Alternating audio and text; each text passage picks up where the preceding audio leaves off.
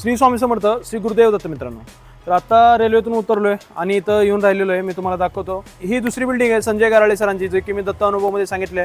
आणि पहिली बिल्डिंग ही मंदिरापासून फक्त आणि फक्त 10 मीटरच्या अंतरावर आहे आणि दुसरी बिल्डिंग ही मंदिरापासून 30 मीटरच्या अंतरावर. आणि हे मेन रोडवरती मोठा रस्ता आहे. आणि तर मी इथे राहिलोय, तर चला तर आपण आतमध्ये जाऊ आणि यांचे रूम कसे आहेत ते पाहू. मी थांबलोय संजय गाराळे सरांचे श्री दत्त निवास येथे.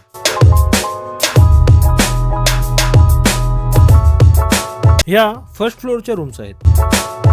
ही पूर्ण बिल्डिंग नवीन आहे आणि यामध्ये तुम्हाला एसी आणि नॉन एसी रूम्स एकदम योग्य दरात भेटतील. आणि सोबतच सोबत प्रत्येक बाथरूम मध्ये गरम पाण्यासाठी सेपरेट गिझर पण आहे. तर आता आपण सेकंड फ्लोअरला आहे. तुम्ही बघू शकता इथे 4 माणसांसाठी बेड आहे, म्हणजे 2-2.